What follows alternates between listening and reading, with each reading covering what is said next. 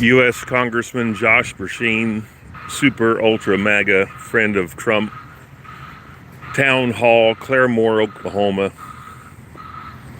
He's hitting all the county seats of the counties in his district in 4 days. This is his third day.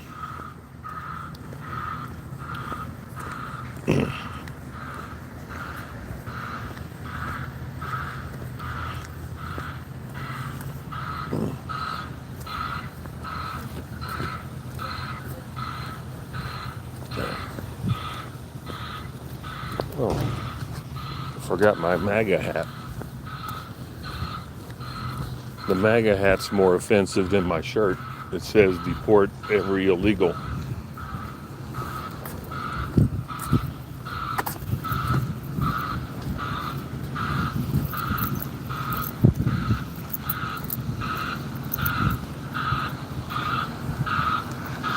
Not too many people here.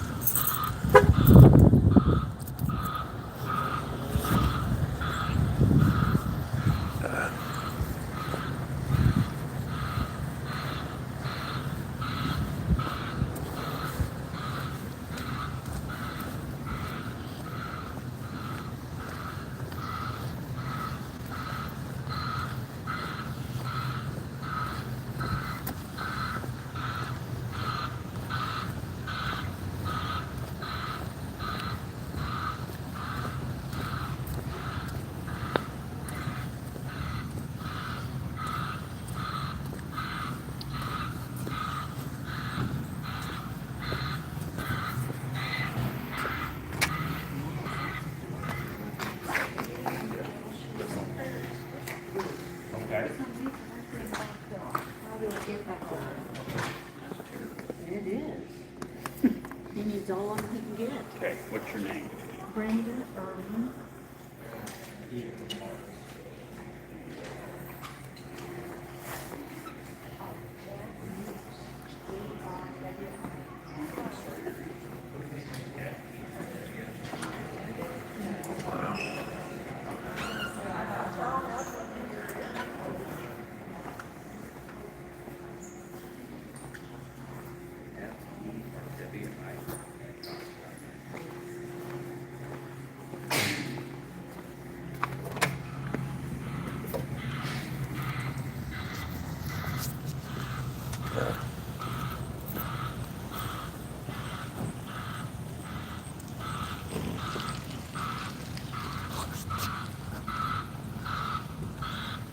This is a pretty dismal turnout for the largest city in the county seat.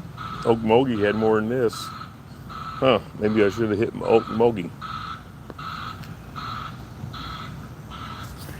But then again, they could be on Christian Standard Time about 5 minutes late.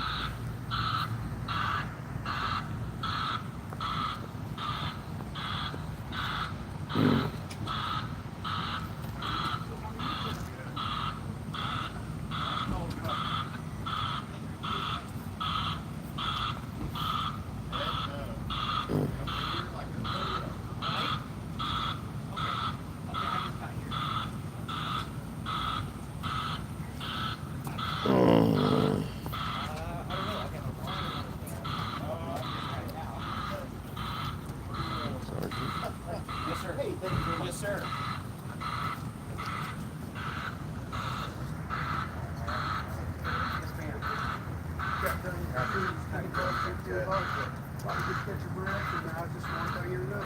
No, sir. No, sir. Yes, sir. Yes, ma'am.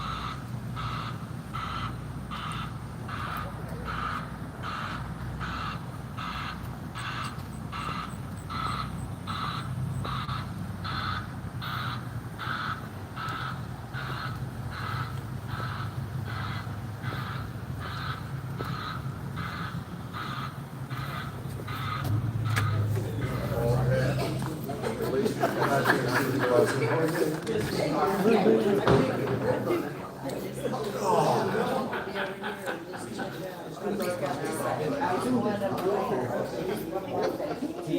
we had all of them like him, we'd be in great shape. You would be. You'd be a lot better. Oh my gosh, we've been in such good shape. They're been earned. Yeah, yeah. Yeah.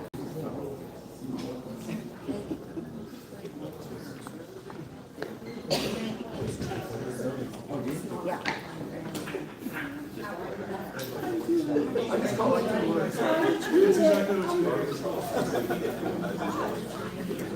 Was Oklahoma good? I went down there. It was wonderful. You had more people there than you do here so far.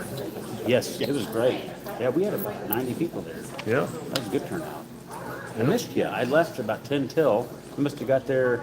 Well, I was there before. I just stayed in my car. There Okay. wasn't any activity on the outside. Gotcha. so, Okay. Well, thank you. Yeah, I'm trying to. Well, thanks for being here. Yeah. Appreciate I've it. enjoyed it. Have you? Yeah, he needs to give other congressmen lessons on how to give town halls. He does. I'll share that. Yeah. They're tough. Send him more money here than the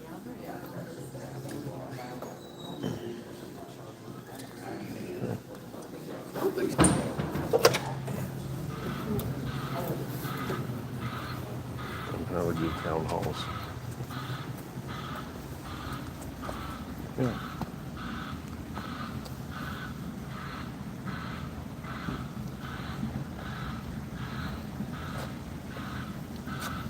He needs to give it. I like that shirt. Well, thank you. You want one for yourself? We're from Pryor, and saw Josh yesterday, and he was talking about the illegals. And we had about 4 Democrats in there. We've never had that before. Hecklers. What Okay. did that one say when he was talking about immigration? Look at his shirt. Yeah. Were any One of was a them heckler. were any of them removed No. so they behaved themselves? Freedom of speech. Oh, look, got their flag. You know, you never see a Democrat house, I don't, in Pryor, of people that I know are Democrats. Okay. Never have their flag flying. Mine flies all the time. Right. That's just me, though. Good talking to you. Thanks. Yeah. Seems obvious since they're illegal, right? Correct. Pretty easy. Wouldn't it be? Yes. Should be. Illegal's illegal. Should be.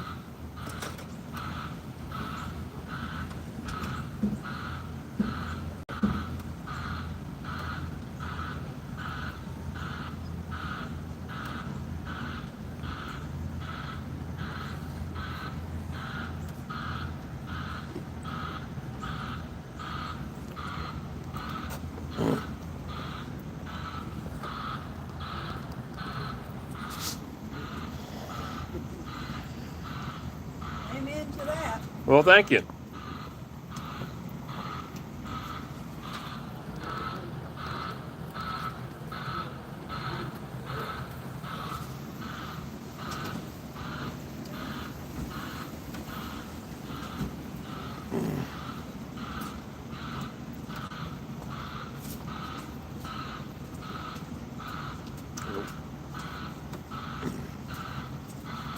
So can I get a picture of the walking billboard? Yes, sir. You look, get your message loud and clear. Right. Appreciate it.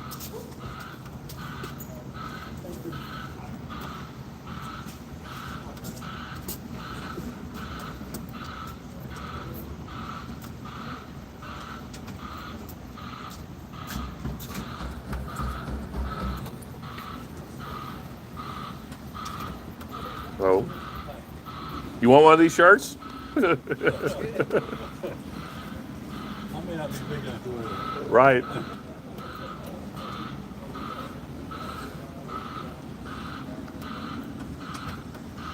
This is Claremore, conservative. So, except for the city council. City council is full of rhinos and liberals.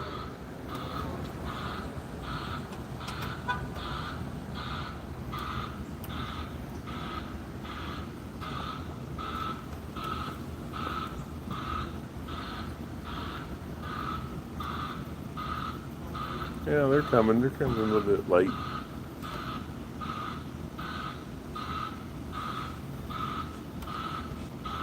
States is each other, Congressman Madigan.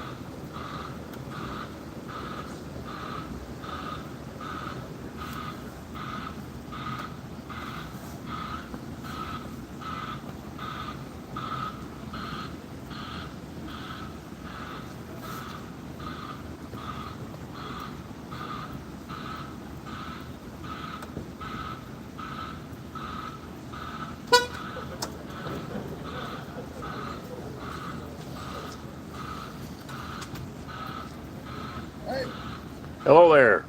How are you? Doing fine. How Do old? you need anything, Billy? Yeah, that'd be great. What do you need?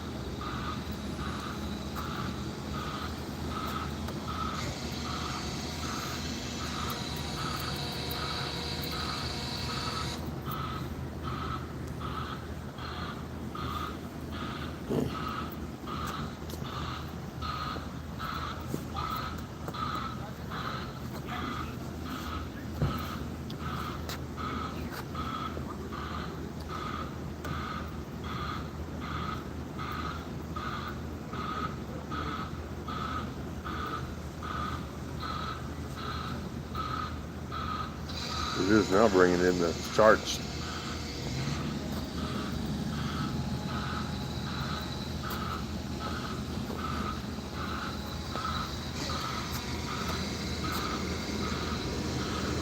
National sovereignty.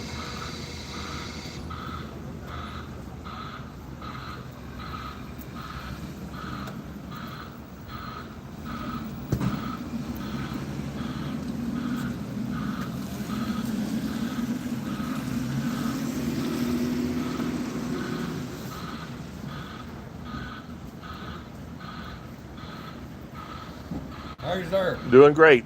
Do you have the exact time? I'm sorry? The exact time? I got the best I got right there is 11:49. That's good enough. Thank you.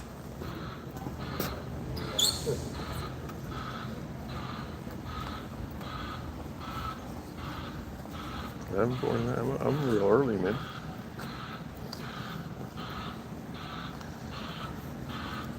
I think that was our sheriff, if I remember right. Yep, I think that was the sheriff.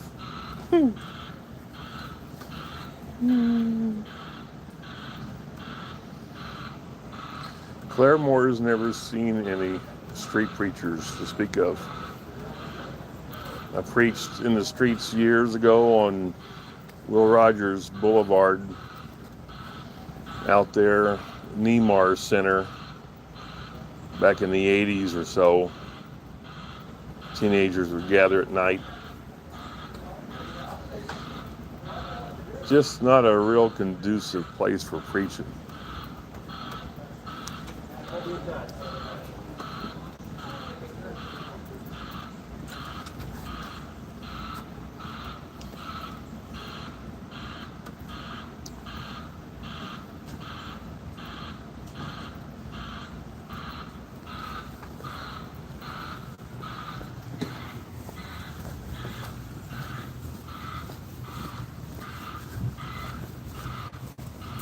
Now, are you the same guy we met in McAllister? And I was there. okay, yeah. So were you a Yes, congressman here, or a senator, or Me? rep in No, Oklahoma? no. You're just with the national campaign. Okay. Well, I'm not with the campaign. Oh, okay. I used to work for Senator Cover many years ago. That's how I got to know Josh. Okay. Yeah.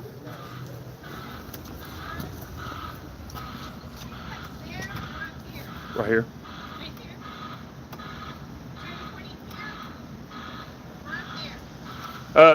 This is the main entrance for the town hall.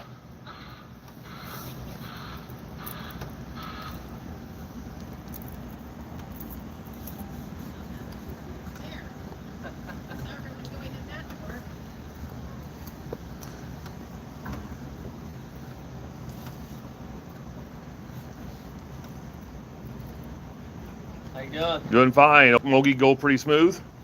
Everything's good. Everything's good. Oh, good.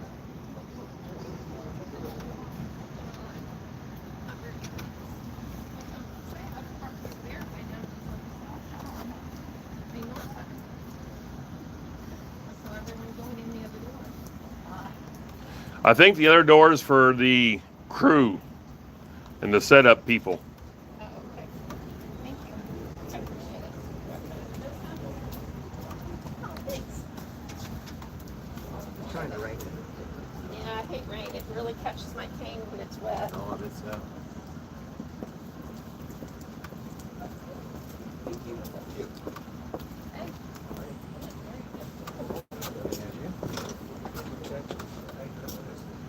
That's right. Those are electronically filed.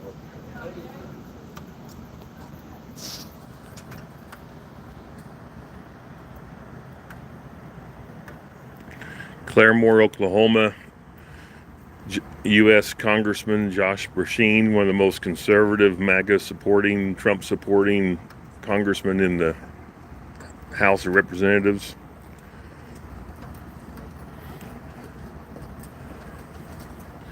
He's been hitting all the county seats of the counties in his district. And this is the third day.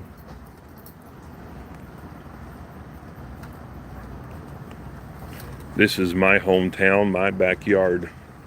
I've heard many preachers say they don't like to preach in their backyard in their own hometown because they don't want anybody to know them. The Bible says you start in your hometown and branch off from there. You start in Jerusalem and then go from Jerusalem.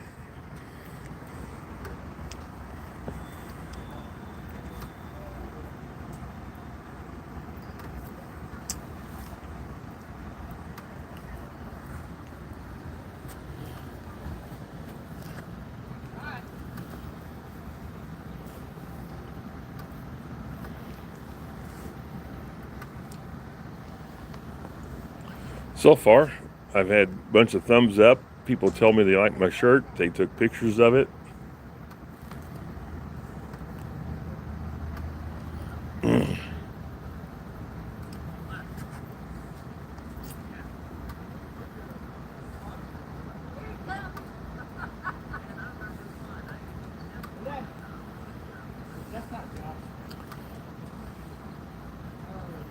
Hello.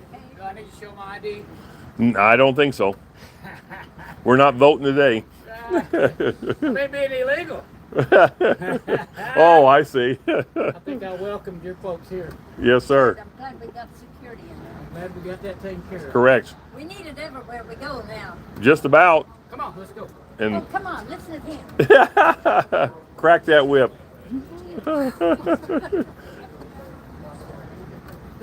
There's two spunky couples.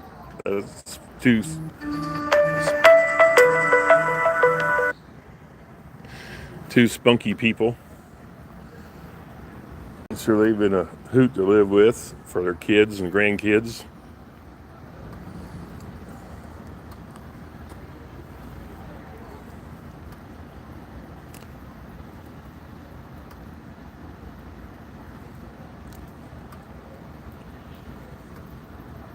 Hello? Might be raining harder when we come out. Just water. Right.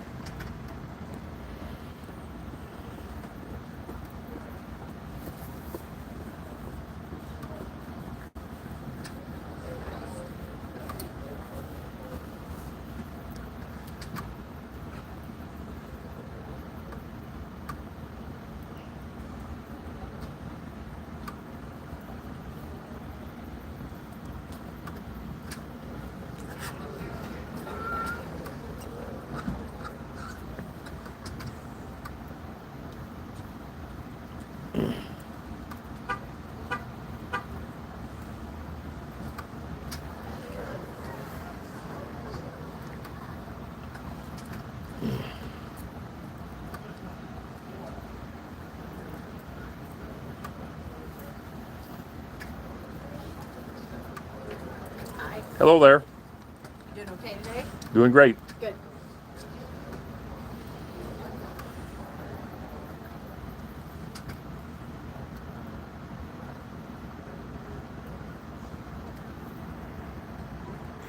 I've always loved preaching in my own hometown. I'm the only one that's ever stirred up the city of Evansville, Indiana, where I'm from. I love preaching at the two universities, University of Evansville, Indiana, University of Southern Indiana, preaching on the certain street locations. I know that city better than any other street preacher, and I love doing it.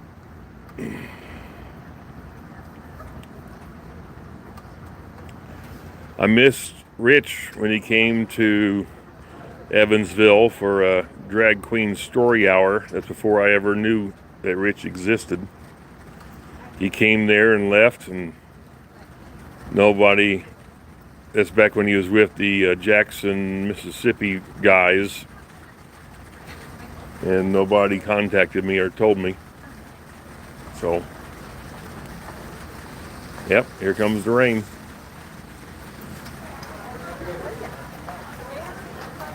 It's starting to rain harder. The radar shows it's coming. By an hour, when we come out, it'll be probably a solid downpour, which is good for Oklahoma in August. As you can see, the grass is mainly still green. We've had a very wet summer for Oklahoma.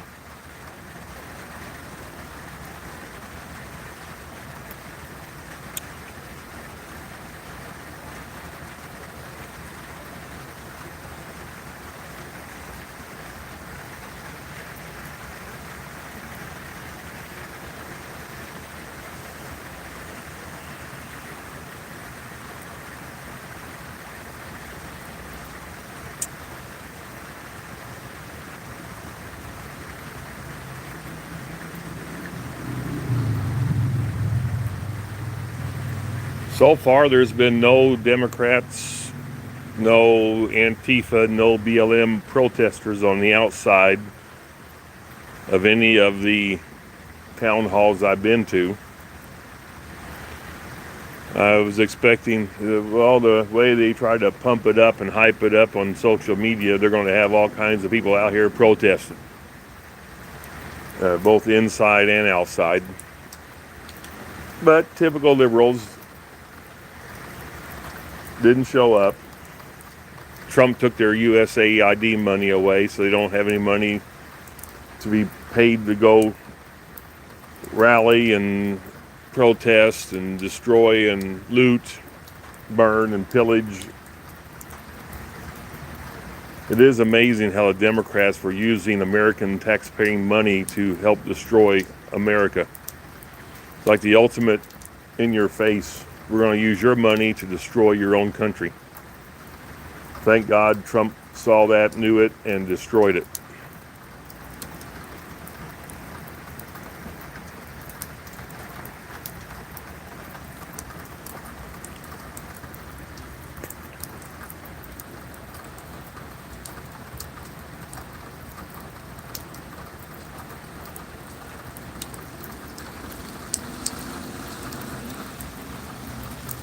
Well, it's going to be pouring when we're done.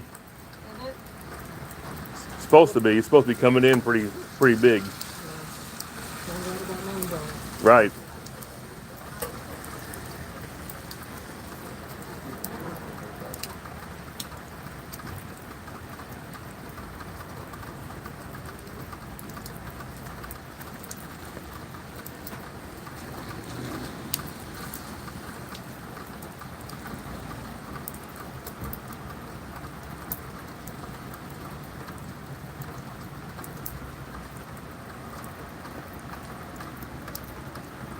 Yeah, I think that was our sheriff.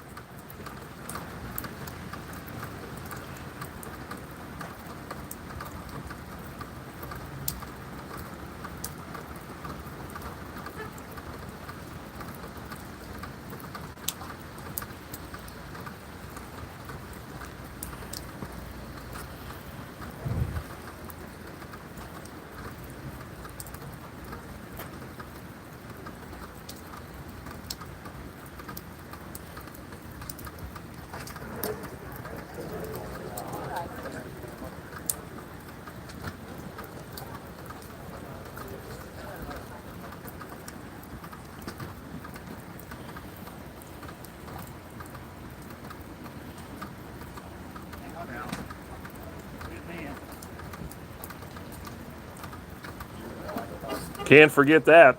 No. No, thank you, sir. You will appreciate that. Thank you. God bless you, brother. How we doing?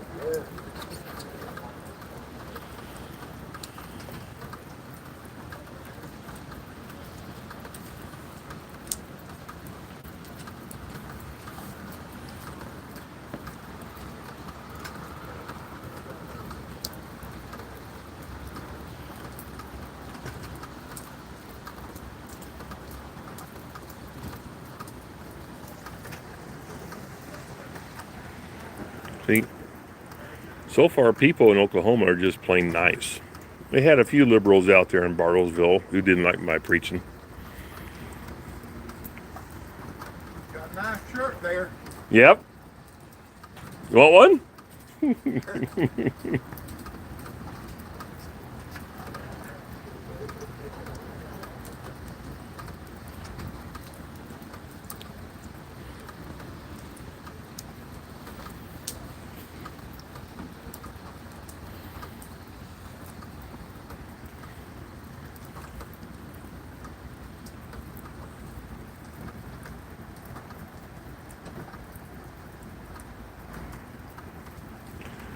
I'll be going inside once it starts.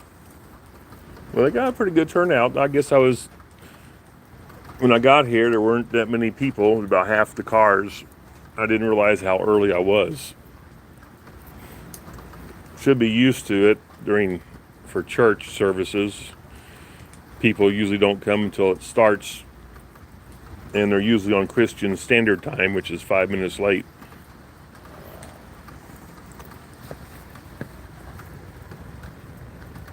I think they're starting.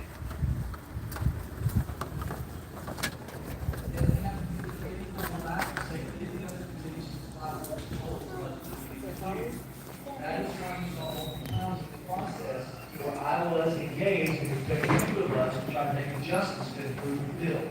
All right, that said, some of you may be watching social media and the news and what is happening.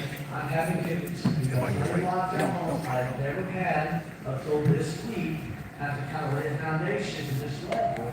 But there's been some activity on social media designed to try to cause disruption. And I would say that what I want to do is create an atmosphere that where everybody can be heard and listened to, but also that we operate in kindness to each other.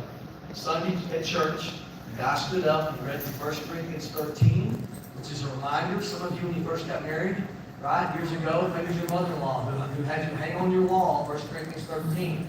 Come on, some of you know, Joe, you know what I'm talking about. Love is patient, love is kind, it is not rude, it's not easily provoked, right? Designed to get you and your spouse to communicate a little better, right? Well, he stood up and he's reading through the presence of that, though I speak with the tongue of angels, though I can fathom all mysteries, though I give my life to the flames as a martyr, though I give away everything I have before, if I don't do those things with love, it's worthless. So I can stand up here, and some of you came in, it's a 10-80-10 rule. You ever heard of the 10-80-10 rule? 10% of the people you meet in life, you're like them, you don't know why. 80% of people that you meet, they get the opportunity for you to make a decision about them. You're willing to see them in a positive or negative light. And then the other 10% is you like them no matter what. So 10%, 10 out of 10, you hate someone, you don't know why. 80% of you are willing to be adjusted, and then you love them. Well, in politics, that's just a normalcy. Then you have the level of politics in that, and some of you came in here loving me because of politics, and some of you came here hating me because of politics, and then it confounds that. And it's real easy when we get political discussion. How many of you had to go Thanksgiving and Christmas dinners with somebody in the family that's of the opposite party? Right? Some of us have figured out how to love each other. I got an aunt. She showed up on the couch. She ran. Representative Dan, Senator Cycler, where's Allie? Thank you for being here. Tom, thank you for being here. If I missed somebody else, I apologize. Y'all correct me. Mark, welcome back. Good to see you. Thanks, man, for coming. I lost my train of thought, Allie. What was I?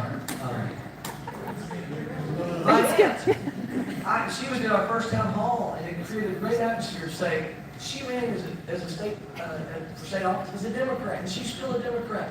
And she calls me upset and mad all the time, but I love her, and she loves me. And that 1 Corinthians 13 scripture matters. All the rest of the nation is not doing town halls. Do you know why? Because we've allowed an atmosphere to be pervasive in politics really the last 10, 15 years, where we can't dialogue because everybody screams and yells and shouts. And what happens? Does anybody learn anything? No.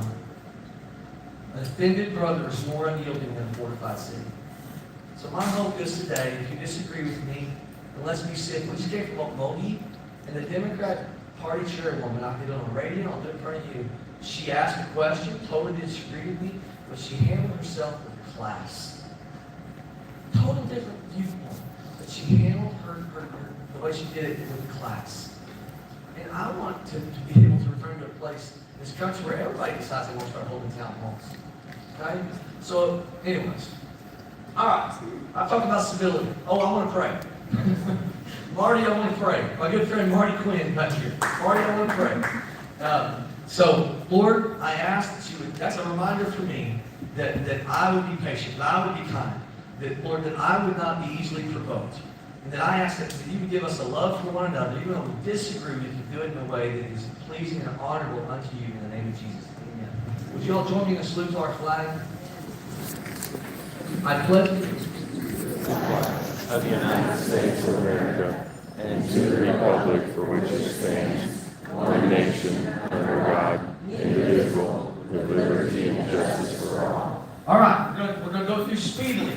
Questions at the end. Y'all, it's going to take a long time. I've done 12 presentations, 12 town halls at this point. I got to go fast, and you'll. Okay. You need to make a flag adjustment, sounds like. Okay, so we're going to go through this as speedily as I can. We won't get through all of it. You're going to have some questions that page 26, 27, and 28 in your handout. Everybody have a handout. Page 26, 27, and 28. Know if you're missing some delineation, go to those pages. Jack, where's Jack at? Jack, he's on budget committee staff with me. He works with me on budget committee.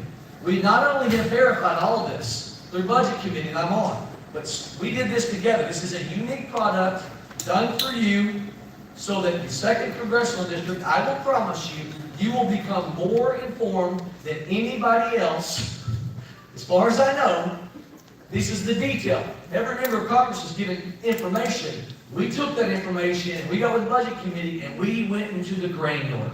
So that we're not giving you talking points, we're giving you in-depth information. So, oh, Crystal, with Senator Mullins' office, thank you for being here. If I miss somebody else, Crystal, please let me know. Okay. Among the largest tax increase in history, on January 1 of 2026, that was what was going to happen. Do you know why? Because before I got in office in 2017, the Tax Cuts and Jobs Act was signed into law. The Tax Cuts and Jobs Act of 2017 did a significant amount of reductions, right? But many of them were temporary. And so when they're temporary, that means there was an expiration date set upon them. There would be reduction of tax load, but at a certain point, those would expire. That expiration date on almost all of those that weren't permanent was January 1, 2026. So what was going to be the result of that expiration of those temporary tax cuts from 2017? On the average, 22% tax increase on the average American taxpayer. 22% tax increase. So I want you to think of your adjusted gross income. I saw Brian and Jane treating here a while ago. I want to at least shout you out because you know, Dan Harrington would never forgive me if I don't. But for the guys who work in governance and so AGI, maybe I'm talking a little too wonky. Brian Treats of the world, former chief of staff of Tom Cover, he gets this, okay? But I'm going to break it down. The AGI, adjusted gross income, when you do your taxes, and that's what you are, there's relaying that number, that adjusted gross income, take that number, multiply it times 0.22, that's why we got phones now, you have to do it in your head, okay? And then that would have been your tax increase burden, on the average. That would have $1,700 increase for a family of 4 on the average. For Oklahoma specifically, $1,500 increase on a family of 4. 40 million, the number of families who would see their child tax credit slashed in half. Well, in 2017, Does anybody remember what the tax credit was that year? It was $1,000. After the one big beautiful bill, the tax credit for each child is now $2,200. Who has children in your home? Okay? Okay. So I'm going to do something. We're going to talk, what is it credit? After you calculated your taxes, or had them calculated, and you now have a tax liability, the federal, not the state, federal. Sorry about that. What your tax liability is, or just for ease of math, or I'm going to say let's say you have a $2,200 payment due, to the federal government. Okay? And let's say now, we're going to go back in time to 2017. If you had a $2,200 payment you were about to make to the federal government for your tax liability, and you had one child in your house, a minor, you claimed as a dependent, what was going to be your effective tax rate? What would you have paid to the government? $1,200, because a tax credit you're about to pay, it's a dollar for dollar reduction of what you owe. Don't confuse it yet with the deduction. There's no separation. I'll help you do it. But a credit is after you calculate your taxes, whatever you owe the federal government, dollar for dollar, whatever the value of the credit is owed to you, you apply that against what you're about to pay the federal government, and it fully offsets that. Okay? All right. So you'd have paid $1,200 to the federal government in 2017, but now, after the passage of the one big beautiful bill, permanent, no temporary now, moving forward for all time, unless somebody comes back in Congress and decides to do this, you have a $2,200 per child tax credit. So now, if you owe the federal government $2,200, how much are you going to pay the federal government? Zero. You owe nothing. You owe nothing. Your effective tax rate is obliterated. All right.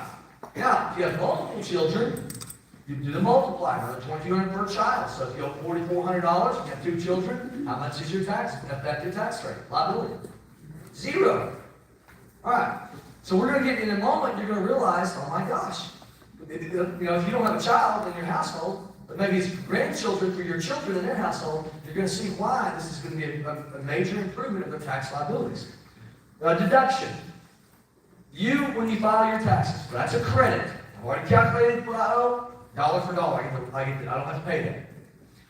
Most people, a deduction is different. A deduction is either a percentage base or a dollar value, and a deduction is, it's not after you calculate what you owe the federal government, it's before. And what it is let's say that you made $40,000 last year. You made $40,000, and in 2017, you have a choice to do an itemized deduction or a standard deduction. 90% of all tax filers today do a standard deduction because it's improved over the last 7 years.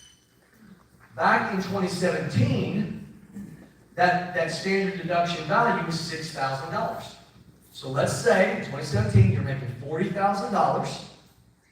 Now you have a standard deduction, and you are going to apply. You're going to itemize. You're going to do a standard deduction, which 90% of all tax filers utilize that now. But back in 2017, if you apply that standard deduction of $6,000 against your taxable income of $40,000, and you set that $6,000 aside, what is the remainder of the $40,000 that you now owe taxes on?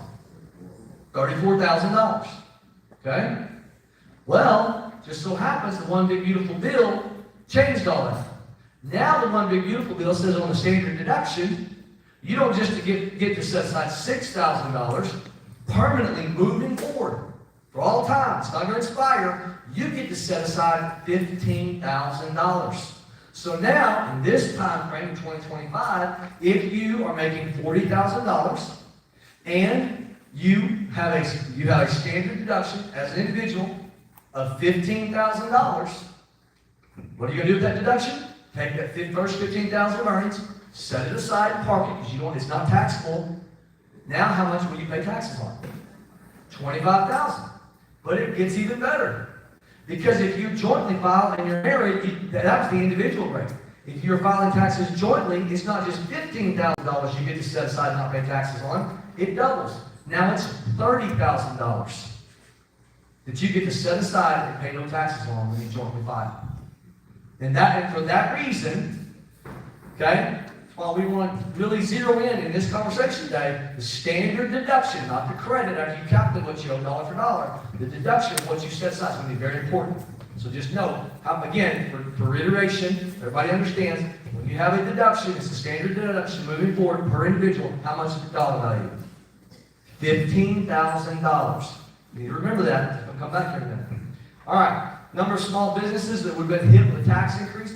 Y'all, if you have an LLC, how many of you have an LLC? I had one when I had a little Dirtworks business. The reason why my little Dirtworks business, those are excavator trucking world, I had it. If I went underneath telephone poles, I had a boom up on an excavator, and I brought every telephone pole in the county down, okay? And my general liability, I did a general liability policy, and I didn't have the money if it was capped out, and I was about to lose everything. It's one thing to lose your business and all assets in your business. It's another thing to lose your home. So a lot of people for liability set up an LLC, but don't confuse that as if doing something relative to changing your taxes.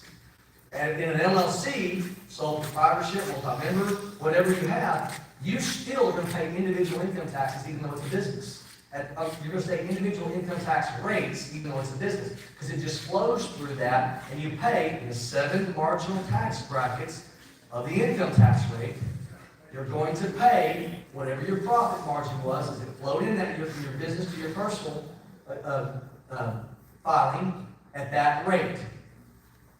Okay? Don't confuse that as if you're getting a different tax rate. Okay. So that is why you're going to see how many people would have, even with their business setups, would have seen such a major tax increase. Okay. And that's permanent. The 20% deduction, Jack, were you in the room? That's permanent, correct? That's permanent. When they did in 2017 the corporate tax rate change, that was one of the few elements for corporations that was permanent. They changed in 2017. We're going to talk about the corporate tax rate change in 2017. We did nothing in the Big Beautiful Bill relative to corporation tax changes. Nothing. Because that was changed in 2017 permanently. Here in a minute, though, some of you may say, well, couldn't you have gone back and reversed what happened in 2017? Yes, but when we get there, I want to show you what has happened in the corporate tax rate change and what it's done relative to revenue. Okay. The one Big Beautiful Bill on bonus depreciation.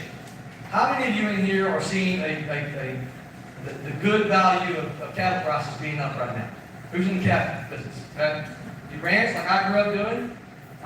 You know that there's about 2 years of good, usually about 2 years of really good calf prices, and then all the other years, your wife's looking at you when you look at how much you made, it's never a profit, and they're looking at you going, why are we doing this? Why do you spend Sundays going out putting out, hay all in the wintertime? What value are we getting out of this? But then you have those 2 years, you have to make a profit, right? It's under those 2 years, if you have a profit, that if you need to go replace the brush hog or the round baler, because they're dilapidated, it's those 2 years that you needed to be able to have the finances to afford those.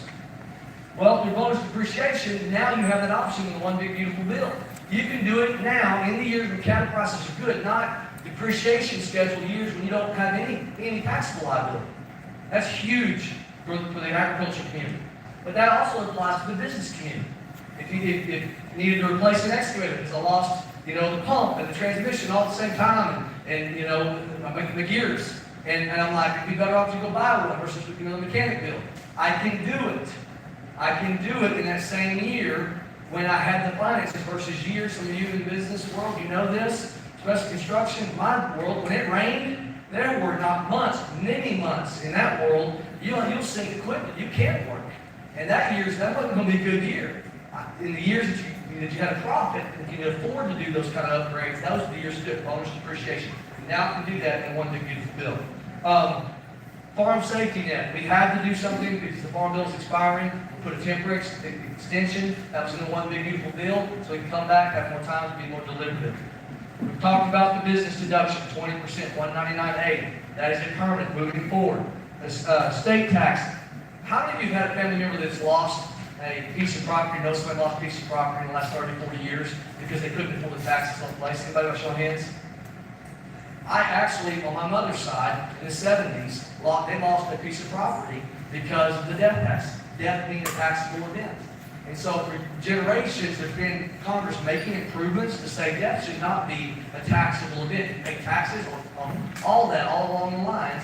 And so now permanent, again, Jack verifying this is permanent, not temporary, permanent, we have the death tax dealt with at $15 million valuation and under. It's a greater value if you're married. If someone passed away years before, passed it to their spouse, then you get a greater value. But if it's just one individual living, and they weren't married before, they had the valuation appraisal, then it is a $15 million valuation, and now death is no longer a taxable event. What could we do in a reconciliation bill? The one big beautiful bill is a reconciliation bill created in 1974. The Budget Control Act says the Budget Committee, of which I was on, sets up the process that set top line numbers to reconcile the difference between the spend and revenue coming in. The difference, this chasm between how much was coming in revenue and how much was being spent. That chasm, as you know, for us right now, has been $2 trillion.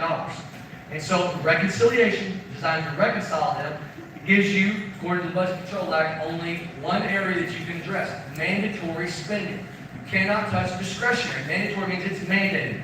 But by law, you can only address mandatory spending. And it had to be a dollar value greater than the policy impact. So, it's important to understand what mandatory is. Mandatory in 1965, page 6 in your handout, was 34% of all the expenditures, which at that time, it was really just Social Security. Mandated, it's going to be paid. You had trustees who managed it, adjusted for inflation year over year, and that is where the payout came for Social Security. It was mandated. Congress wasn't taking a vote on it. It was mandatory. They weren't taking an annual vote on it, adjusted for inflation, managed by trustees. The rest of this pie chart, 66% is where Congress and 12 appropriation bills and discretionary spending, that's where they're actually taking votes. Well, we rocked along for a number of years later, and now this is where we're at. 74% of the budget now is on autopilot. There's no vote taken on it. It's managed for the most part by trustees, adjusted to inflation year over year, and Congress only votes on 26%. What happened? What happened is that Social Security, supported by the payroll tax back then, in the Lyndon B. Johnson administration, what did they add? Medicare. Medicare got added, so that's one more program added to the mandatory side of the ledger. Then Medicaid. Then you had SNAP, Supplemental Nutritional Assistance Program, became mandatory. Then you had TANF, Temporary Assistance for Needy Families, cash direct payment for those that are under certain incomes. Then you had SSI, not to be confused with Social Security, two trust funds of Social Security, Supplemental Security Income, another cash payment for those who meet income thresholds. And then you have certain veteran benefits became mandatory, and interest on the debt. Next slide. And because of those things, page 7 is saying a very similar thing, but it's delineated. This is mandatory. Page 7, left column. On the side, it shows you what's mandatory, what's the specifics of mandatory, and what is defense and non-defense. Got to put a cough drop in, y'all. This is my insurance. We got 8 more of these left. I don't lose my voice, Marty. It's hard to get raspy. Okay. Social Security, mandatory. Net interest, you got to pay it. Of course, take note of the fact that interest payments now, which is discretionary at the bottom, take note when we cross the threshold where interest payments, no principal, just interest payments on the debt is now more than what we spend on national defense. The Ferguson Law in America is now in effect. The Ferguson Law has happened for Spain and other empires and dynasties and government structures have showed us through history. When your interest on your debt is higher than defense, you are in financial trouble to the nth degree. So now we're going to look at Social Security, Medicare. Supposed to be on this side is the revenue. Supposed to be Social Security supported by payroll tax. Medicare supported by the payroll tax. Both mandatory programs, all this mandatory. How much revenue did we bring in last year in the payroll tax? 1.7 trillion. Did we have enough to pay off? Remember, it's just mandatory vote on this. Transferred to trustees. Did we have enough to handle the liabilities of Social Security? Yes, but just barely. But now remember, because Medicare is added to the payroll tax, did we have enough to pay off Medicare? No. It's why when Ryan was chief of staff for Tom Coburn, his wife Jane was working for Dr. Coburn, and Joni was working for Tom Coburn, and Dan Harrigan was working for Tom Coburn, and I was, we little field rep in southeast Oklahoma, Dr. Coburn began talking about how Medicare was becoming a problem. It was reaching insolvency way back then because they were already having to pull out of the general fund. It was exhausted. The general fund was having to replace what should have been payroll tax supported. And now we find ourselves in why 10 years from now insolvency hits those programs because the payroll tax cannot keep up with them. Do y'all know what the payroll tax was when it started at 35? 1% each. Now it's to be adjusted by 49 to go to 3%. Okay? Do you know 3% to employee, 3% to employer? Do you know which is 6% total? Do you know what you pay for your Social Security and Medicare payroll tax? 15% sum total. And it's still not being able to keep up with it. Now, this is not voted on. Payroll tax goes directly to these programs. Okay. SNAP, Supplemental Nutritional Assistance Program, Medicaid. What can we do in the one big beautiful bill to make adjustments, to reconcile? We can only address mandatory. That's why we're going to get to a conversation in a minute about Medicaid and SNAP. One more point I want to make. Remember I told you a while ago that the corporate tax, page 7 bottom, that the corporate tax rate change occurred in 2017 permanently. We didn't do anything in the big beautiful bill on corporate taxes. They changed the rate in 2017 from 35% to 21%. Why? Because depending on what year you looked at, that 35% tax rate was either the second or third or fourth highest corporate tax rate for any corporation in the industrialized world, in the countries, all 200 nations. And so when Congress did in 2017, they said, that doesn't make any sense. We can't compete. And they brought it to 21%, and they said that, we believe, is accurate in terms of being able to be competitive, and it's the average of industrialized nations. 35 to 21%. Permanent 21, they did that. Now we didn't make any adjustments to that in one big beautiful bill. You say, well, you could have raised the corporation's rate, right? Because some of you in this room believe that corporations need to pay more. Well, I want to show you this. How much revenue did we bring in this last tax year I have up here? According to this chart. The corporate tax rate in 2024 brought in $530 billion. Do you know what it was bringing in 2017, Jack? You got the exact number yet? It's somewhere between $250 and $300 billion. $250 to $300 billion in 2017 is how much the corporate tax rate at 35% was bringing in revenue to the United States government. And by slashing it 35 to 21, we almost doubled the amount of revenue coming in to the federal government. So for all of you who would say raise it, you get more revenue, that's wrong. This is an example of the old adage of certain tax policy that whatever you tax, you get less of. Because people were moving the domicile companies, they would be global, to some other country. Let's say they're a United States citizen, they're like, I can make more money going over there with my company. But all of a sudden, when the rate was reduced to the average, people said, I'm a U.S. citizen, I'm going back home. And they brought those companies back, or maybe non-U.S. citizens who want to have more direct control of what's taking place in the market in the U.S. The result is the rising tide lifting all boats. For our revenue, businesses being blessed and bringing more companies back to the United States. This is tariffs at the bottom, the other. We'll get to that in a later conversation. I want you to look at page 8. Bob Boyd, where you at? I told you last night that we talked about this. You're going to like this stat. I was impressed that you knew this. 17%, bottom of page 8. 17% is the average revenue collected by your government, taken from you, we the people, over the last 65 years. 17%. And what's important about that is the last 65 years, Americans have said, that's how much I'm willing to let my government take from my earnings. On average of the GDP, gross domestic product. And you'll notice anytime you got above that, what did the American people demand? Tax relief. What was going to happen with the one big beautiful bill, termination of certain temporary tax provisions? Where were we headed percentage-wise out in the future if we didn't do the one big beautiful bill? 19%. Is that higher than the 65-year average? Yes, it is. We're pretty particular about how much taxes we're willing to pay in this country. Little motto in 1776, taxation without representation. It's pretty well known. Now, is that a real problem though when you look at the two seriated lines here and you see which one's growing faster than the other? Was it as much a revenue or a spending problem causing that? It's a spending problem. What's a reconciliation for one big beautiful bill was? It's to reconcile the difference between spend and revenues. That alligator mouth getting wider.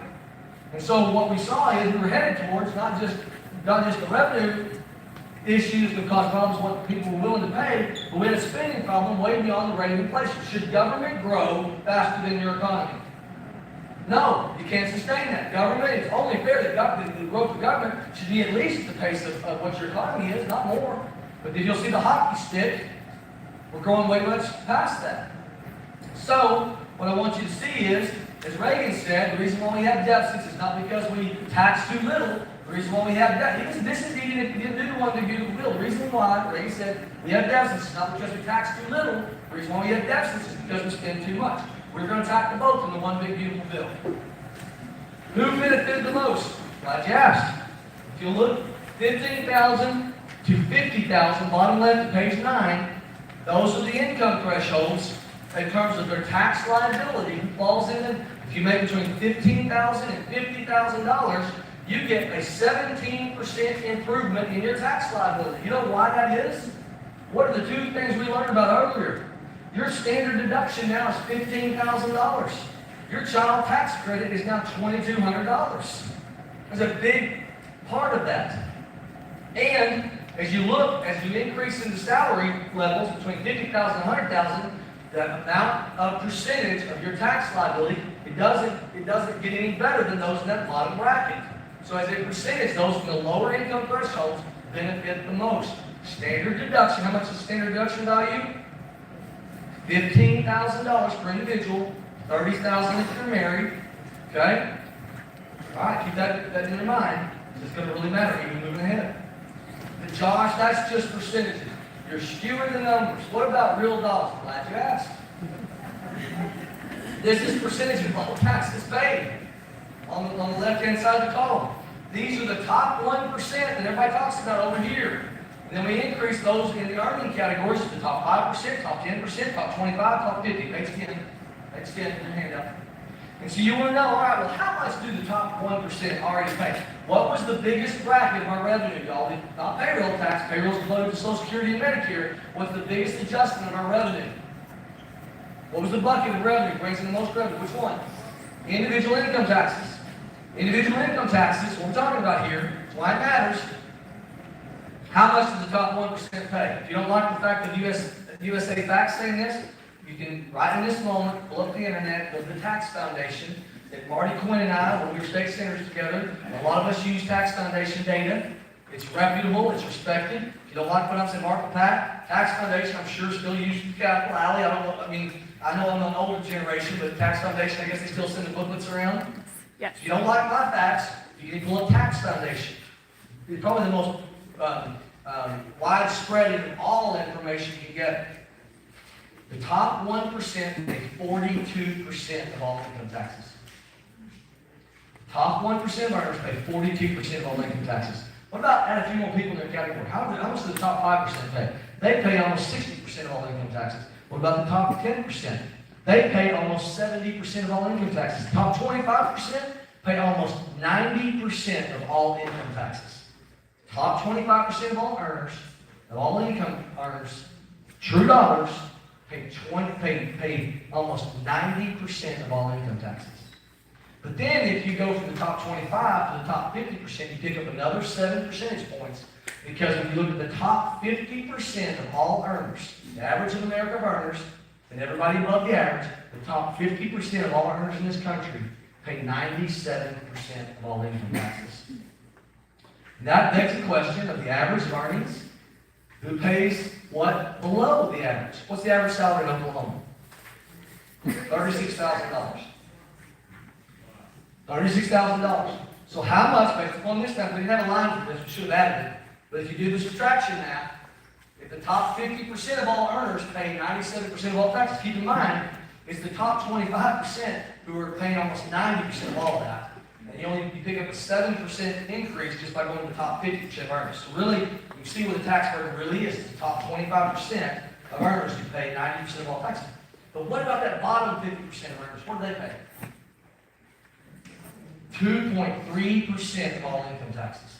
2.3% of all income taxes. There will still be people in this room. When 1%, top 1% already pay 42% of all income taxes, you're going to say they don't pay enough. And not for you to answer, but I would say to you rhetorically, how much do you think is enough? Not to be answered, let's just keep going. All right. All right. If you say, well, Josh, what did that bottom, what did they pay percentage-wise? These are the graduated tax brackets on page 11. But I don't want to confuse you. These graduated tax brackets, you have to understand, just because you make $48,000, this mid-range at 20, it says 22%, that's not the way you calculate that tax. Some of you know this. You don't pay the full 22% against that $48,000. Your first 10% of earnings, you get to pay up to $11,900, 10% on your first $11,900. And you subtract each level on the way in. So when you see these percentages, you don't actually pay that full percentage. That's important. That's why this bracket's here for the 7 graduated progressive tax rate that we have on the federal level. But what I want you to know is this person that's slated at making $12,000 or less, $11,900, it says that they're going to pay 10%. Are they going to pay that? Why not? Because of the standard deduction. And because how much is the value of the standard deduction? $15,000. What does the deduction do? You get to take that amount, whether percentage or true dollar amount, and you set it aside as a deduction, and then what's left after that is what you pay taxes on. So if you set $15,000 aside, your first $15,000 to $12,000 earnings, do you have any taxes you pay? No, you do not. Now, let's do something else. So we talked about deductions, we talked about credits. Credits is after you calculate your taxes, and for every dollar value, that $2,200 assigned each child is one example of a credit, you get to reduce your tax liability. There's something else called a refundable tax credit. A refundable tax credit that Marty Quinn and I worked handily on the wind industry at State Capitol years ago. The wind industry, we discovered, gets a refundable tax credit. And you know what a refundable tax credit is? A refundable tax credit says you don't have to owe a dime in income taxes. But based upon some special category, you don't have to pay a dime of any federal tax, or state tax in that case. And we'll pay you as the government based upon something we see you doing that we like. And for the wind and solar category, it's for every kilowatt hour of electricity produced. They don't owe a dime in taxes, and you, taking from everybody in this room, you used to be on the state level, thanks to Marty and others who helped correct this, we all were striving to in 2018, and we got quite there, Marty. We got quite there, but then they were able to get some things over the line. Later on, we finally solved it. But back then, it was just on the state refundable tax credit on wind, it was taking $20 from everybody in this room's pocket to give the wind industry. And they didn't know what dime. That's just your state tax. But on the federal side, there's a federal per kilowatt hour production tax, refundable tax credit given to them. It's even greater. And so that's called a refundable tax credit. You don't owe a dime in taxes, but the government pays you because they think you're special. Wind and solar, keep that in mind. But there's something called the earned income tax credit. Also, for people that meet certain income guidelines, it's also where some of you are CPAs, you know this, even though you will not pay a dime in income taxes with the standard deduction now, that's why you hear people who don't pay taxes and get the earned income tax credit getting money back from the government. So that's also another refundable tax credit. Okay. Medicaid. You're hearing all this clamor about what's going to happen on Medicaid. Y'all, this is where Medicaid, page 13, was headed, growing past the rate of inflation, and after the one big beautiful bill, now the black tick mark, is we are now going to be, even after it passes the one big beautiful bill, year over year, Medicaid, paying for your hospitals, your nursing homes, etc., service providers, Medicaid spending is still going to increase. It's just not going to increase at the same rate. This is beyond the rate of inflation, and we talked a while ago, is the only fear that government should grow at the rate of your economy. Yes. So now, after the one big beautiful bill, Medicaid gets more dollars every year, but now at the rate of growth of the economy. Next slide. The problem we had, remember the spending chart where I showed you 19% was where we headed on revenue and 27% was where the spending was headed because government programs were growing and we're trying to reconcile that? This is the biggest problem we had to solve. Medicaid had lost its original intent and its original mission. Why? So page 14, this is the poverty rate. The bars are population. This, since 1988, is the amount of population growth on Medicaid. You say, well, why has it gone up? Because, majorly, in 2014, we did something different called the Affordable Care Act, Obamacare. And what happened under Obamacare is they changed the Lyndon B. Johnson administration created as the original intent of Medicaid was to be only available for the blind, the aged, the disabled, the pregnant or nursing mothers, caretakers of the indigent, or those that were below the poverty line. You see the poverty line?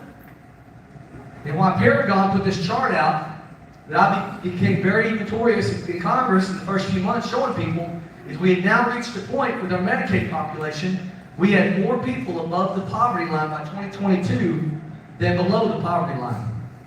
And that was disenfranchising in terms of availability of service. It was disenfranchising the traditional population, the disabled, the elderly, the blind, those that couldn't afford things. Post-Obamacare, we were signing up people that were able to work, not disabled, at 138% according to the poverty guidelines, and a population explosion was happening. And if you look over time, as I Chris showed you a while ago, in 10 years we were almost doubling our Medicaid numbers. What we were spending from the federal government. You know why that Medicaid growth was doing that? The government couldn't keep up with it? The historic population, states, think California when you think states, because they're the worst offender on this. The states for the traditional, the handicapped, the disabled, the elderly, the states would pay 40% in the last 30 years on average of the tab at the hospital bill, for the hospital bill, the nursing home bill, and the Fed would pay 60% of that bill. But post-2014, what happened was, when they added all these non-disabled people to Medicaid, now they changed the reimbursement rate to the states. And they said to the states, we're going to give you more money for the able-bodied than we give you for the disabled. We're going to give you $9 for every $10 you give us, states.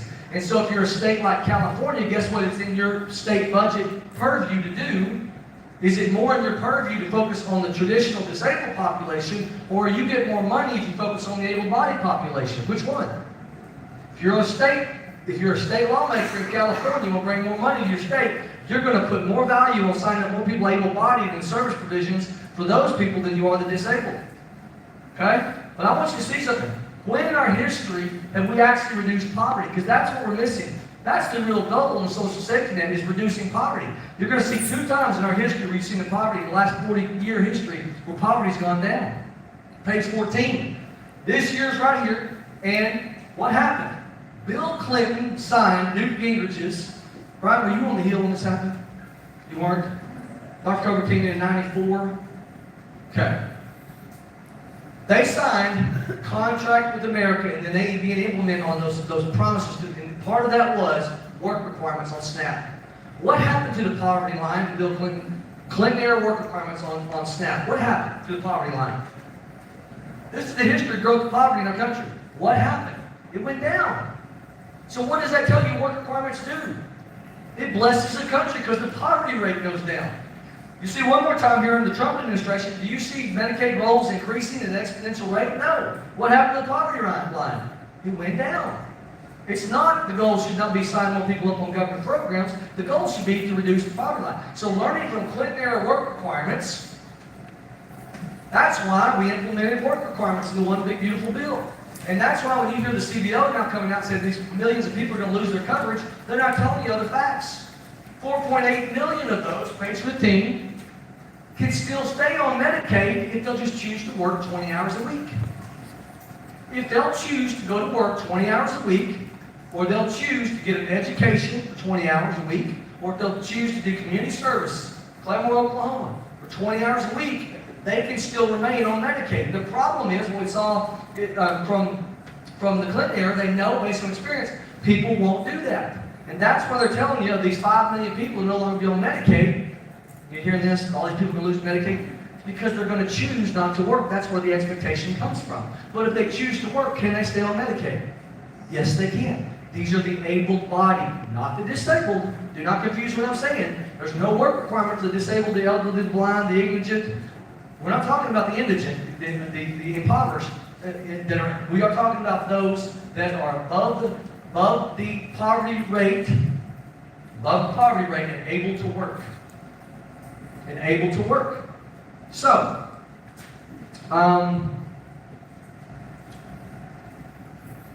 let's go to 1.4 million they're talking about. Illegal aliens on Medicaid. You said it didn't happen. Give me a minute. We're going to come to a chart and show you. Another 1.3 million CBO is talking about.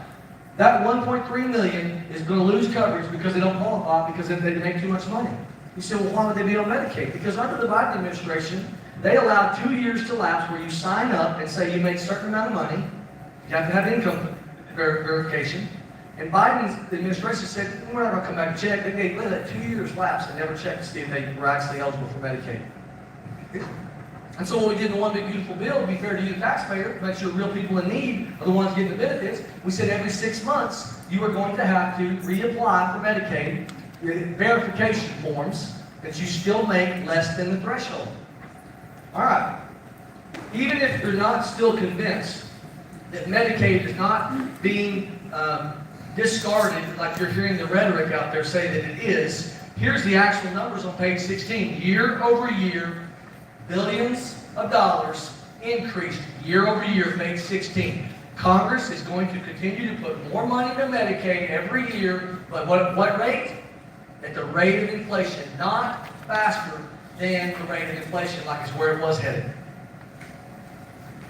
But I'm hearing the hospitals are going to close. I've already proven to you the rate of inflation, they're going to get more money year over year. What you're not seeing is, you're not hearing the people talk about, is we plussed up a fund at $50 billion over a 5-year period to say every state now, Oklahoma, will be automatically eligible for $25 billion among the 50 states, okay? Of half of the $50 billion. Oklahoma will be among all 50 states to get, because of your state status, you get percentage of that $25 billion. In addition to that, there's another $25 billion based upon need as applications prove out. There's $50 billion to plus up. Y'all, Oklahoma's entire state budget right now, Allie, help me out, what's your state budget? 12, 13 billion? 13. We're talking about plussing up almost 4 or 5 times Oklahoma state budget just to help those that would have need in the healthcare industry. Oklahoma state budget total. Oklahoma state budget for roads, bridges, and education is in that range. And 5 times over that amount is what this bill is plussed up, the entire state's budget, to make sure if anybody says there's any issues, there's a fund to take care of that. Josh, illegals aren't getting Medicaid. You're wrong. Page 18, Paragon, here's the proof. Go through it for speed of delivery. But not only were they giving illegals Medicaid, remember they're getting $9 for every $1 the state put in. It was to their advantage to sign up as many people that were able-bodied as they could, because they didn't have any skin in the game. And they were utilizing it for non-Medicaid purposes also, non-healthcare purposes. There was a point in the budget committee we were looking around going, if we could just get California's numbers back to 2021, Tom, we would have solved our budget problem somewhere around May, June. Just California alone, because they were the worst offender of scamming Medicaid. Page 19. All right, Josh, what about debt and deficits? Glad you asked. This is a chart, page 19. It shows balance, 0. Right here, see the word balance? Right across, that's 0. The CBO, after the big beautiful bill, said it's going to cost $3.4 trillion over the 10-year window that would be added to debt. That's what CBO said. But what the CBO didn't get right, and what the CBO is not really making known to you, is that they calculated, because growth happens. Remember, you're going to have growth of government, but you're going to have growth of economy. And the growth of your economy creates what? An increase in revenue. So your economy grows year over year, percentage based, you get more revenue. What they suggested as the increase year over year of revenue, CBO, next page, we're going to hold this temporarily. He's on page 20, next page. They said, far right column, we're only going to get 1.8% year over year revenue increase. The budget committee, Jody Arrington leading this with us, a few of us in that meeting back early spring, we said no. 2.6. 2.6% is what we believe is reasonable. Well, how can you be so far off of CBO's 1.8 to 2.6? Because we believe reasonable, pre-COVID, Trump, he averaged 2.8%. And then the entirety of Biden's administration, he averaged 2.7%.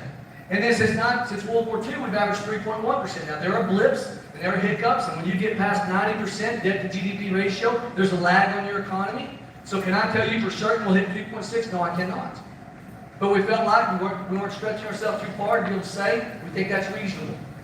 Okay? CBO said 1.8. Budget committee said 2.6. CBO is the one you hear from more. So what we did in the budget committee is we knew the difference between the revenue that would come in between their 1.8 year-over-year growth And our 2.6 just so happens to be another 2.6.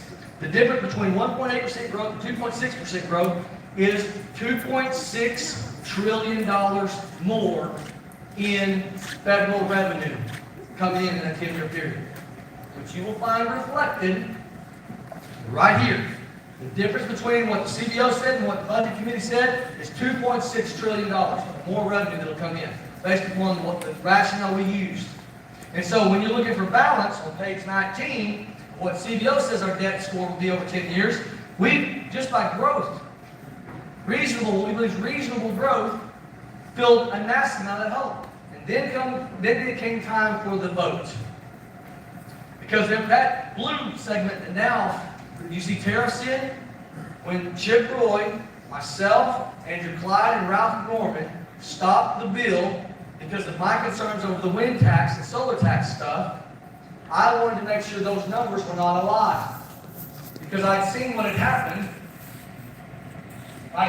We're going to get there quickly. I'll just know that what I had seen happen, why I held that bill up, was because before we sent this thing over to the Senate, we fixed that gap right there so it did not have to be filled with tariff money. We sent it to the Senate because of our negotiations, and we got legitimacy on a number of different factors. Now, the Senate has a rule that the House doesn't have. It's called the Byrd Rule. It requires in compliance. So some of what we negotiated against, not what Chip and Ralph and Andrew and I negotiated against on wind and solar refundable tax credits, but some other things that already put in the bill had to be removed because of the lack of Byrd compliance.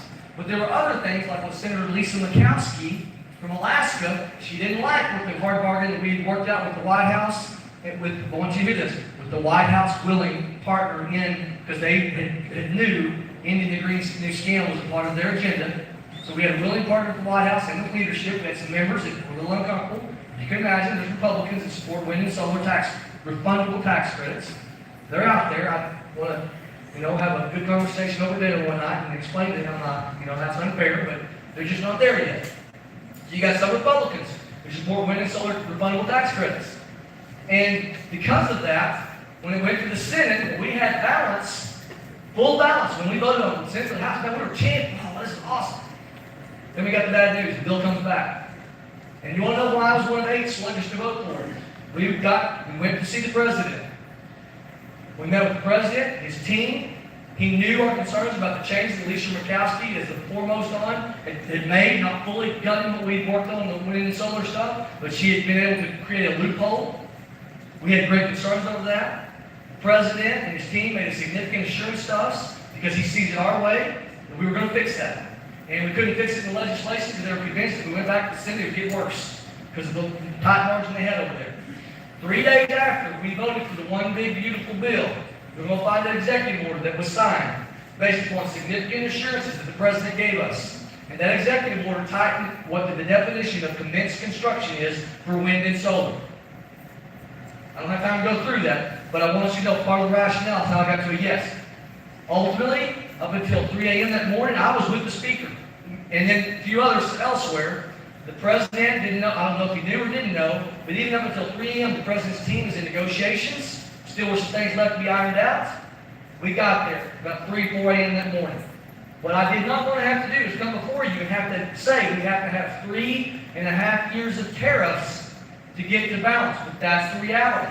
But I can tell you, I did everything I could. The way it passed out of the House was balanced in that. I could not fix what changes came back to us. But what I will tell you is the full President Trump effect on the one big beautiful bill. He wanted the bill, he pressured the bill, he is the driving force behind the leverage on the bill. Ultimately, but even with him adding this 3.5 years of tariffs, 3.5 years of tariffs, we now have balance.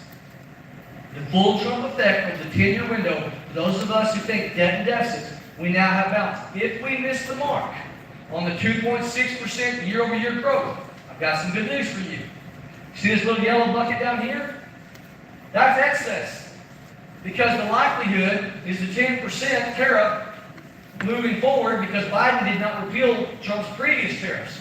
And what the CBO has now given us a score of in the last 2 weeks is now wrong, but for the better, Tom Gann. we're not going to get only 2.2 trillion over a 10-year window at the 10% floor. We're going to get 4 trillion. So my graph, in the last, we set this thing up a week or two ago, my graph's wrong now because you need another yellow bucket for an additional $1.5 trillion more over the 10-year window, which gives us a significant amount of pad. But you say, well, Josh, what happens with tariff adjustments? 10% floor is going to stay there for 3 years. It's just, I don't see it not changing, going anywhere. But there's additional news. Look at page 19. This year, part of the big, beautiful bill, thanks to Chip Roy, and I'm sick about losing him running for Attorney General, but thanks to Chip Roy and Russ Vogt, in a really wise move early on in this process, we got together and we said, because of the way the appropriation bill process works out every year, we have to, in the current environment, we would have to have 7 Democrats in the discretionary budget, not mandatory, but the discretionary budget, which I go back in a few weeks to vote on, next week. Next week? I think it's next week. Anyways, that discretionary budget, because we've done some plus-ups on the defense side, we've taken care of some defense things that gives us a great chance now to do a flat budget. And a flat budget, part of the consideration of the bill, you don't even see this number, is another $500 billion over a 10-year window. It's by 1 year adjustment, according to CBO. Now, if we can do it for 4 years, it's $1.4 trillion. We bought enough in the mandatory increase in defense, we got a chance maybe to do 2, maybe 3. So we got, but $500 billion is additional pad. That came as a result of negotiations that happened in the one big, beautiful bill. All right, y'all, when we left conference, Republican conference in Florida in spring, leadership said $300 billion is what we're going to save in this bill. And because of a group of about 10 to 15 of us, Budget Committee and Freedom Caucus, we kept driving bargains you never saw in February, March with the Speaker. And I'm thankful to Mike Johnson. He took a gamble with us. About 5 of us in the room early March, Jody Arrington, some of us. He took a gamble with us and we could get to 1.5. And we both told him it won't get out of this committee if we can't get to 1.5. And what the full conference had voted on was $300 billion in savings. And why Mike Johnson can now stand up and say this is the largest savings ever accomplished in any measure, even adjusted for inflation, is because we moved it from $300 billion to $1.7 trillion in savings. Now, keep in mind, though, yes, it's the most amount of savings, but there's a large spend amount. I don't have time to go through. Though we plussed up defense, we plussed up the physical barriers, 700 more mile of physical barriers done, paid for in this bill. We will, as much physical barriers as we give the 2,000-mile border on Homeland Security, it's paid for, plus technology, plus 18,000 more ICE agents, plus increasing CBP, those that are actually processing. And there's so much more in this, I don't have time, so I'll let you have time to visit. Let me show you one thing quickly. That right there. This is why wind and solar had, why some of us threw down over wind and solar. Why it had to be done in Trump's term. This is the 13 different times since the 1990s for wind on the production tax credit. Congress said sometime in the future we'll actually do that. And before we held that thing up, that 3-day window, that weekend, that's exactly what was in the bill. Another promise to end the subsidies after President Trump's term. And it's why we all called that for what it was, a lack of truth. It's why we held it up that weekend. Some of you were frustrated with me, but I want you to see why. 13 different times in the history of Congress, the greatest predictor of the future is the past. They had said after this amount of time, we'll cut that thing off. And they've never done it because the lobbyists wanted to came around and they changed Congress's mind. And that's why on the one big beautiful bill, the argument that we made under the President's administration, ending this unfair subsidization that is taking Oklahoma jobs, because 60% of all new growth on the electric grid in this country has been from wind and solar. Solar gets 60 to 80% of all their components from China. It's global. That's not just U.S. 60 to 80%, depending on what different components of solar you're talking about, are built, manufactured, and shipped from China. And what we've been doing with 60% of all new growth in the last several years of our electric grid going to wind and solar, we have been displacing natural gas, Oklahoma jobs, because Oklahoma is the top 5 producer of natural gas. We've been displacing those jobs and sending those jobs to China. Does the Chinese Communist Party want America blessed? It's foolishness that we are taking our tax dollars, refundable tax credit, when they don't have a dime, and sending it to those companies and cutting our own nose to spite our face. This is why we had to do it under President Trump's term. That's what that weekend was about. I owe it to you to give you explanations. Why am I doing what I'm doing? Sometimes you're going to see. Some things I'm doing, you're going, what is he doing? I can't tell you I'm always going to be infallible, right? Nobody is. George Washington said, Dr. Grant, the standard of infallibility among political beings, there's no being other than myself that would resort to it with more ignorance. But as long as I remain a servant of the public, I'm held by these maxims: upright intentions and close examination of the facts. It's the best you can hope for, is that you study the facts and you have upright intentions when you cast votes and you do what you do. So for those of you who hung with me and weren't that mad with me for that weekend, thank you. We got a good result.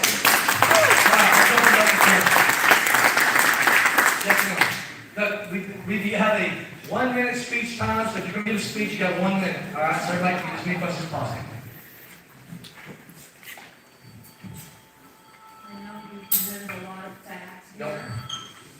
Here, what the truth is. Okay. But the Congressional Budget Office says that 15 million Americans will lose their health care if they're on, from Medicaid. And then millions will lose food assistance. Children will go hungry. $3.4 trillion is going to be added to our tax system for our future kids trying to build our budget wrong. It's not fair. And then the tax giveaway to the wealthiest, they got $5 trillion. The wealthiest of this country. Why is that when the common people can't even get medical insurance? And the subsidies to gas, they make huge profits all the time. Why are they still getting subsidies? They don't do that. Talking about subsidies oil and gas, you won't find. There's one element called the carbon capture. I'm opposed to, I'm against its carbon capture. It was brought in under the climate alarmist ideology, which some of you think in that, believe in that. I don't. That is a small amount relative to wind and solar. I'm against all of that, but that amount 30 times over is eclipsed by the taxation, refundable tax credit that wind and solar gets. Keep going. I know is their profits are huge. But we don't have these refundable tax credits like we do for wind and solar. People that carbon capture is one. I'm against it. I was absolutely in favor of ending it. Keep going. European countries use wind and solar all the time, very successfully. We can do the same and a lot cleaner.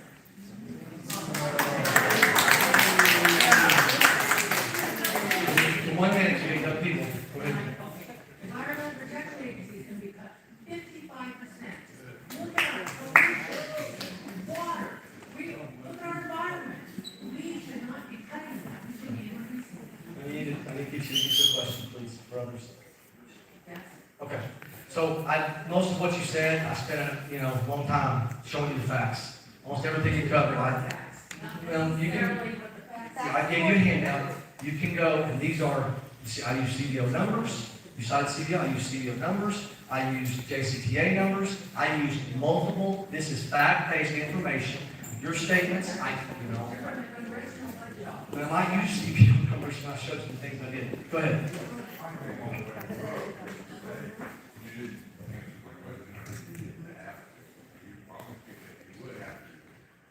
Okay, so let me say this. We're not going to get struck. What happened at Grove yesterday is well, you're not going to do that. You're not going to do that. We're going to strike you. You're not going to suck me into that. What happened at Grove yesterday was people started screaming and yelling. Nobody gave their answers because people started acting uncivilly. It was the chaos. And if you want to know why it happened, the Democrat Party for the last week, because they know that I'm doing these town halls, the Oklahoma Democrat Party is sending out emails showing people, private messaging Democrats, to show up at these town halls to, quote, make noise and get loud. The Democrat Party of Oklahoma has told them, because I'm one of the few that does these town halls, they're purposely targeting town halls this time around. I've done 100 of them. It's never been like this. They're trying to suck me into their strife to make a point. We're not doing that. I'll listen to people, I'll hear you out, and we're going to be civil. That's what it grows.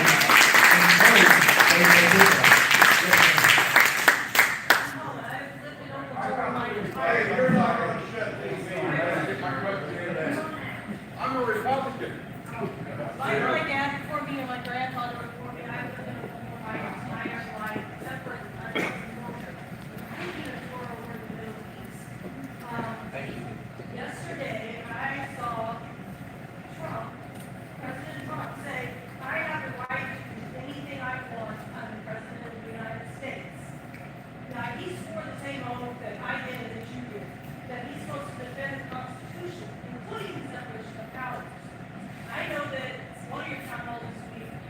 about the 18 enumerated powers of the federal government. The things that the Congress is responsible for. Yes. Part of that is collecting taxes and tariffs. The tariffs are supposed to be reviewed and making laws. I'm tired of the tariff right thing. Today we have tariffs, tomorrow we don't. Today we have tariffs. It's almost like the whole world. I don't know what the You got a minute, tariffs. get your question, please. Okay, my question is, ED is, Especially if it hits the HA level. I don't know how many you are. I used to ride covers. I used to train on pro. as a matter of, I don't like that he has our troops armed and on our streets of the United States. I thought we learned out of the kids' state. Okay, you got your 6 minutes. You can get your question. My question is, what are you gonna do, like, personally, what way you just go, to have our untrained soldiers, they're not trained to kill civilians on the streets, armed? I want to answer your question because you. Someone's going I'm gonna to, give you 10 seconds. someone's going to. Everybody else go. Let's ask a question. And I want to know what's going to become our soldiers when they're out there to shoot their fellow Americans. Because Okay, so I'm gonna answer a question because she's taking up everybody else's time. She's talking about what the president's doing relative to the DC. Under the Constitution, you have the authority, the 10 square mile area, one of the enumerated powers of Congress is authority. It was given home rule, it's been abused. Liberal ideology is creating lawlessness. Did you know if Washington DC was the state that had the number one homicide rate in the country? Do you know their murder rate in Washington DC is 6 times that? I'm sorry, I'm going to use a lesser number. I think it's 6. We'll say 4 times because it's somewhere between 4 and 6. 4 times that of New York City. The homicide rate in Washington DC, just to the north of us, you all, Ron Estes, member of Congress, a few weeks ago had an intern came to DC. He was killed as an intern. Some parents grieving right now. They sent their son to go work in their member of Congress's congressional district. He's killed in Washington D.C. I am so proud of the president of saying enough of this foolishness.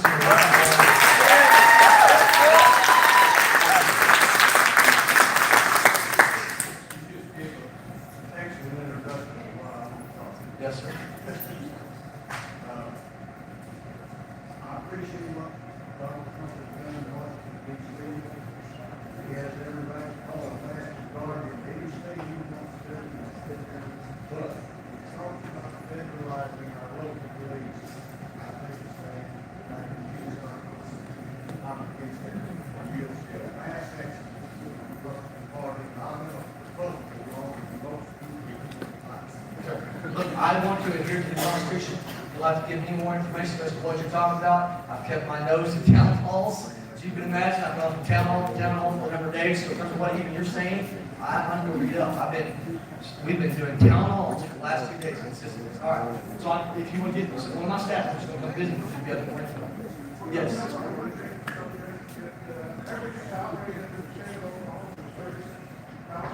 Yes. No, that's not accurate. It can't be accurate.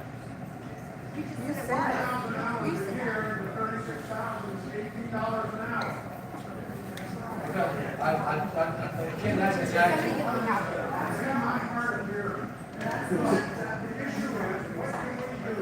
So we didn't math check on that, he's right, I don't know. Go ahead.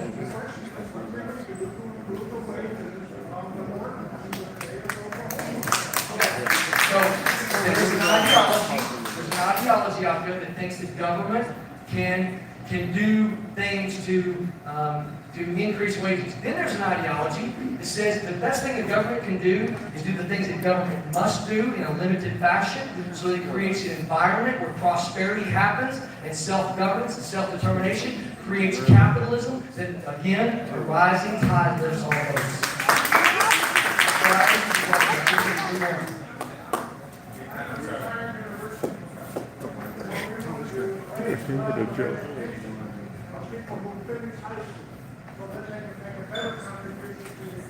Yes, sir. Okay. Where we going next? Where's your camera now? What time? 2:30. Thank you.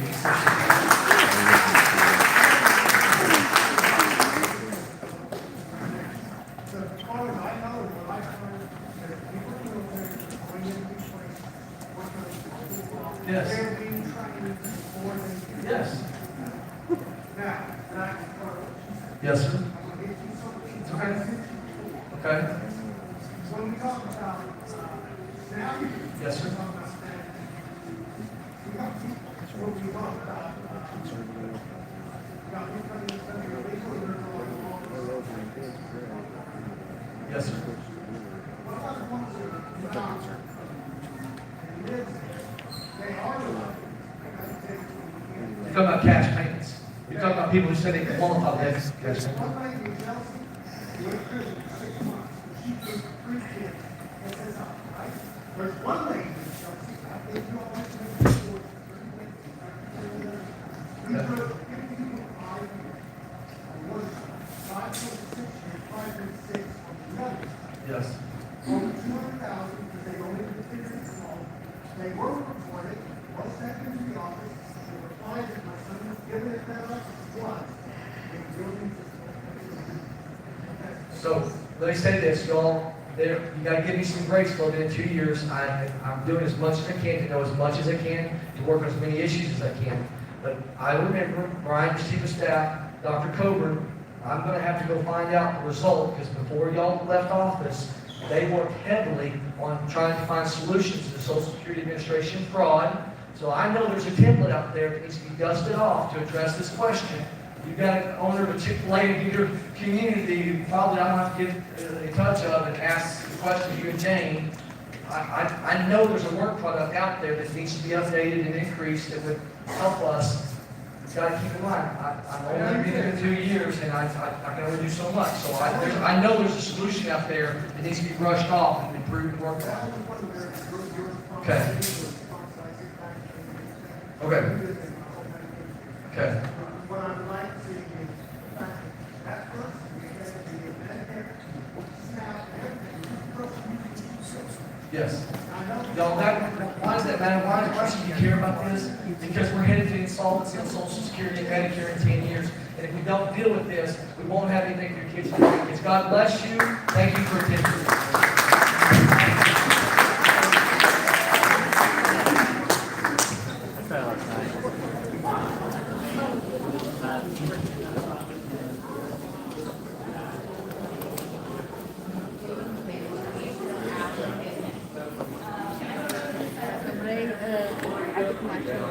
I took my